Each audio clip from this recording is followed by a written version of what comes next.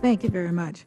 Dr. Oppenheimer, some of the testimony from the other panelists today seem to suggest that minority views or opinions are not adequately considered as part of the IPCC process.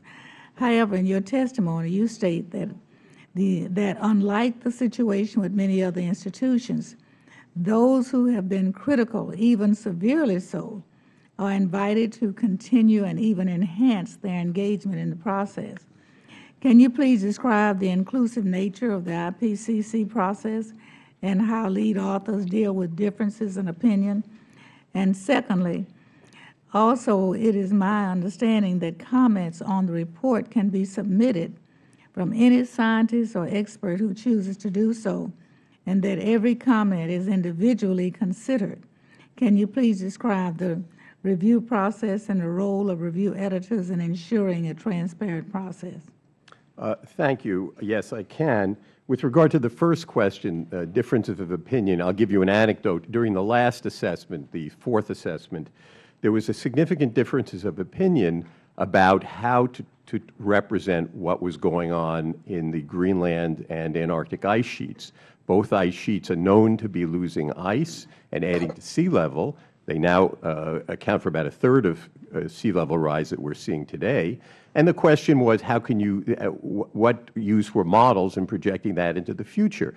There was disagreement among the authors, disagreement across working groups, and as a result, authors met during meetings. There were about 4 author meetings for each working group, and they met on the side in between meetings in order to work out differences, and they exchanged a lot of email. And the final language, although it wasn't adequate in my view, did reflect the fact that there were differences of opinion on this issue. I think IPCC can do a much better job of showing the full spectrum of opinion on issues by the authors, and I hope it will do so in the future. As far as the review procedure, it's actually very painful. As I said, 50,000 comments on 30 chapters. That's an average of more than 1,000 per chapter, and we have to address every single one of them. And if we fail to do so, we have these independent scientists on our neck insisting that we go back, and they actually can hold up the completion of a chapter until comments are adequately addressed. Thank you. In Dr. Botkin's testimony, he characterizes IPCC process as a very large number of people doing long reviews of the scientific literature and cautions against using, as he describes it, a crowdsourcing model of information sharing. Dr. Toll also suggests that IPCC process is vulnerable to this kind of groupthink. It seems to me that consensus does not equal groupthink, and that this is a mischaracterization of the process and the resulting assessments. What do you think of these claims by the two witnesses? First of all, I want to say there were a number of particular scientific claims by both of them that were inaccurate, but there's no room to actually talk about all the inaccuracies right now, so let me go on and answer your question. I think groupthink is a real possibility. It's been shown to occur when you have groups of people together.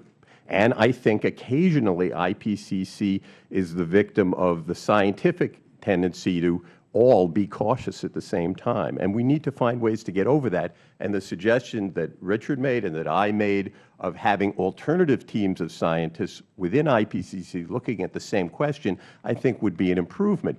But given the current structure of IPCC, I think by and large the review process helps push in the right direction, so that although I can't say that there isn't any groupthink, I think it's minimized, but I think the process can be improved further. Dr. Toll also suggests that leadership of the IPCC intentionally marginalizes authors that they view as troublesome by placing them in positions where they cannot harm the cause.